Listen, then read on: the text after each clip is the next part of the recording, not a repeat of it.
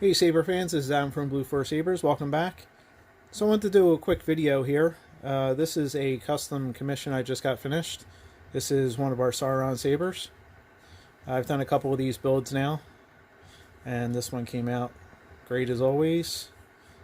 And just a little different on the hilts. A little bit different weathering and stuff. I try to make them a little different on each one that I do, just so the customer gets something unique with all of our sabers. But the point of this video is I wanted to go over what's inside this saber. Inside is the Crystal Focus 10. It's the first one that I've installed. I got on the first run when they came out, and I've always been a fan of the Plecter Labs boards. Still one of my favorite boards is the Prism. I install that in pretty much all my sabers. If somebody doesn't really care about the smooth swing and stuff like that, they just want a basic board with the flash, lockup, blaster, a couple sound fonts and stuff. It's a very solid board. Like I said, I always recommend it, and it's pretty basic to install. Same with this board. Not that this one was any more difficult than other ones. Layout's a little different, so just rerouting wires and stuff like that. Compared to the Prism board, it's a little bit smaller. The solder joint's a little bit smaller, and of course located in different areas, so it's just rerouting them to make sure that it works okay. So I just wanted to do a demo of the board, a couple of things I thought about it. As far as the install went, the electronics, it was straightforward as in other ones, but the programming of the card and the configuration was a little more difficult. Ran into several problems. I think he's still trying to work out some bugs with it, especially with the older fonts. So in this one I have the custom Sauron font in there, and that's with the old Plecter style, so the mono, not the polyphonic font, and then it has to be at 16-bit. Also set up a certain way, so there's a couple things that need to be changed to actually make the font work. I also had to update the board, the firmware, because the one that was on there wouldn't even play the hum sound and stuff. So after I updated that, I got it working, and then it seemed to be okay after that. I had to change a couple of the file names in there. Not too difficult, but reading through a lot of pages and stuff like that, it was a little difficult to figure out what was going wrong with it.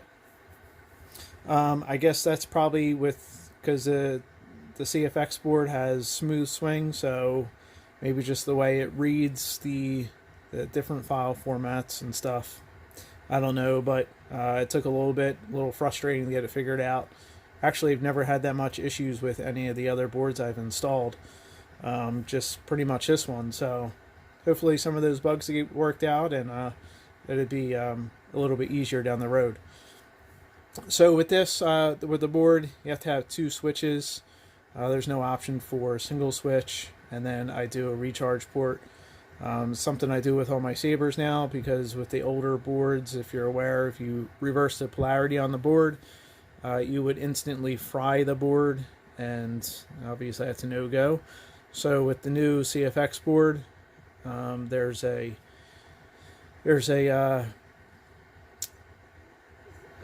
something on there that doesn't instantly fry the board, so you can accidentally reverse the polarity, and it won't fry it instantly. So that's a huge feature, because that's actually why I started installing recharge ports in all of my sabers, for convenience, and also that I didn't have to worry about somebody reversing the polarity and frying the board and then have to replace and do all the wiring again.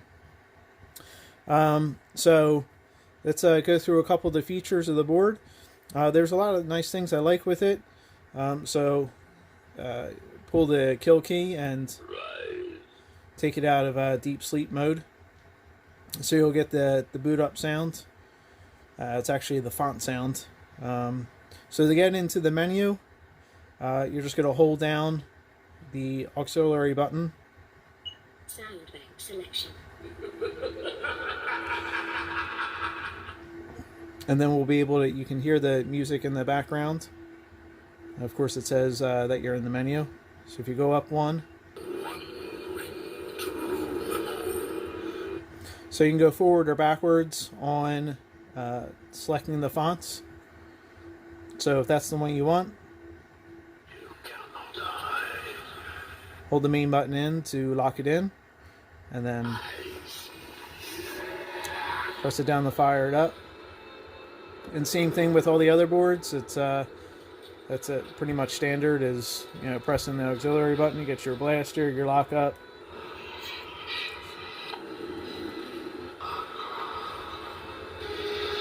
Lockup sounds. Now you can also, with this one, switch the colors. If you just hold down the auxiliary button and then give it a little twist,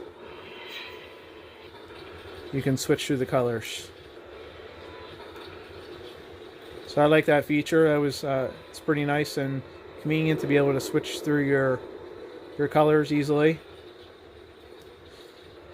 So it's just pretty much a combination of pressing the button and giving a little twist.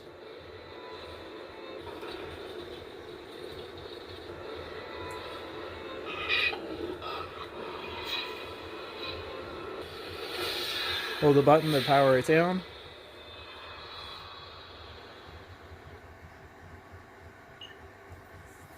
So if you hold the main switch on with it's off, you can get a background music track. Same thing as in the Profi boards, you can do that as well. A couple of the other boards too.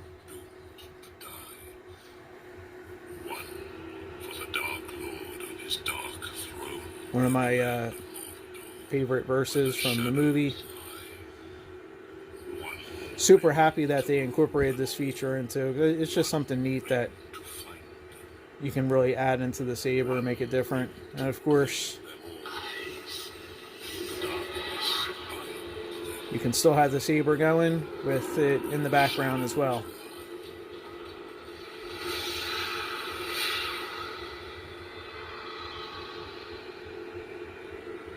It's still playing in the background. You can also turn it off.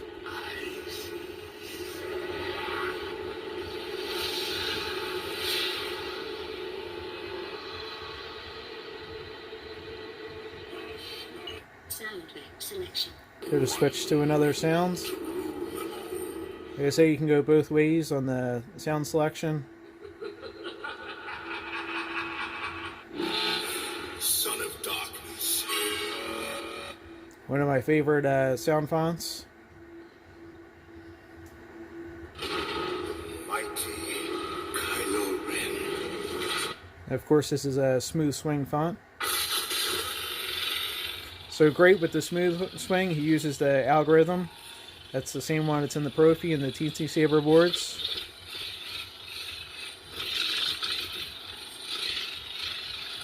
If you've never experienced smoothswing, you're really missing out. Not that it's necessary, but it just makes it that much cooler.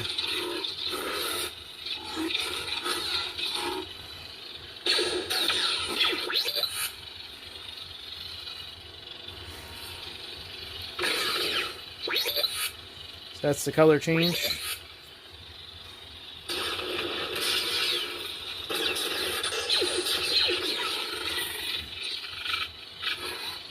And of course with this board you have a whole bunch of other sounds too.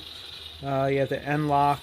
I forget all the names, but it's in the description. If you go to the custom saber shop, it tells you all those different names in there for, and it's different mixes of the sounds within the sound font. To give you different effects too.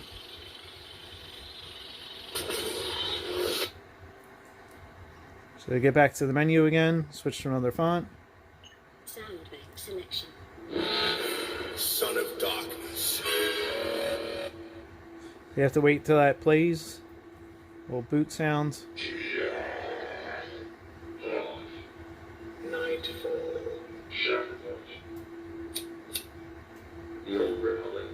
Only a Sith deals in absence. Jedi, prepare for death. Hold the main button down.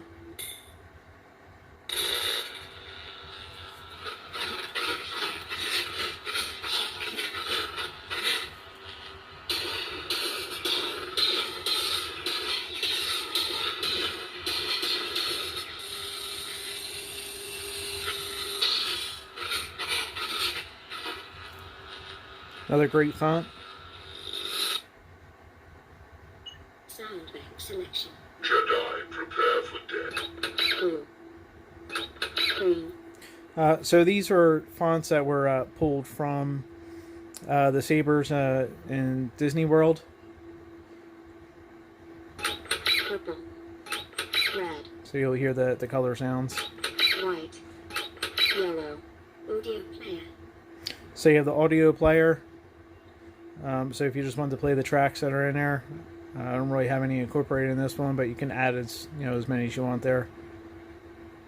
System menu. So the nice other feature too with the CFX board, which I really like, is that you have access to a system menu. So you can adjust the volume of the Saber from there, which is beautiful. Sometimes some fonts are just very loud. Or when you get them on there, you don't accidentally blow out your speaker. So you can adjust it from there instead of having to pull out the SD card. You can also adjust the background volume on the menu, all through there as well. Volume. Blade power. You can adjust the power of the LED. Volume. Blade power. System menu.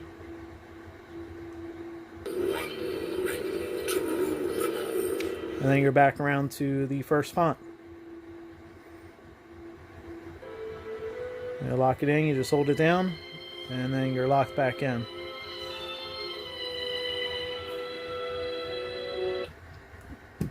So that is the CFX board. Like I said, super happy with the board. I do like it. A couple of little quirks and bugs within the board, but I'm sure all that will be worked out in time. Obviously, you have additional features too with it. You have the spectrum. When you have a LED string blade in there that you can use, that you can switch through your color profiles, and then you can switch through different blade effects. This is an in-built LED, so you don't have that feature with it, but that's there if you ever wanted to upgrade it down the road. That's already made for this board. So, like I said, great board, and happy with it, and really look forward to seeing any additional features that are added to it. I'm sure there's some I missed, so if you want to read up more on it, please check out Custom Saber Shop. They got a lot of the information in the manual in there, and then of course you can go to Plecter Labs website too and check out all the additional features on there and read up on it. But as always, take care and God bless.